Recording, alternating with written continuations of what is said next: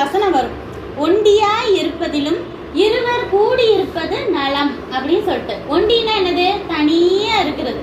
இது எந்த மீனிங்ல போட்டிருக்குன்னா, இப்ப நம்ம பூமிக்குரிய ரீதியிலையோ ஆவிக்குரிய ரீதியிலையோ நம்ம நல்லா ஸ்ட்ராங்கா இருக்குன்னா, நம்ம தனியா ஒரு ஆளா இருக்கிறத விட நம்ம கூட ஒரு ஆள் இருந்தா அது ரொம்ப நல்லா இருக்குங்கிறது தான் இந்த வசனத்தோட அர்த்தம். இப்போ ஒரே ஆளா கிளாஸ்ல இருக்கிறத விட நம்மளுக்கு ஒரு நல்ல ஃப்ரெண்டு இருந்தா என்ன செய்வாங்க, அவங்களோட நம்ம பேசுவோம், அவங்களோட நல்ல பழக்கங்கள் எல்லாம் நம்ம கத்துக்குவோம். இப்போ அவங்க நல்லா நம்மளை விட படிக்கிற ஆள்னா என்னது, எனக்கு மேக்ஸ்ல இது எனக்கு புரியலையே, எனக்கு சொல்லித்தாயேன் அப்படின்னு டவுட்ஸ்லாம் கேட்போம். அப்போ அதே போல நம்மளுக்கு என்ன ஆகும், அந்த நாலேஜ்லாம் நம்மளுக்கும் வரும், அப்படித்தானே?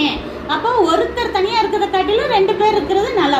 அப்ப அந்த 2 பேர் யாரு அப்படின்னா, கணவன் மனைவியா கூட இருக்கலாம், ஃப்ரெண்ட்ஸா இருக்கலாம், இன்னொரு ஆள் யாரா இருக்கலாம். இப்ப நம்ம சர்ச்சில் நம்மளை விட வயசுல மூத்தவங்களோ இல்ல இளையவங்களோ நம்ம கூட நல்லா பழகுறவங்களா இருக்கலாம்.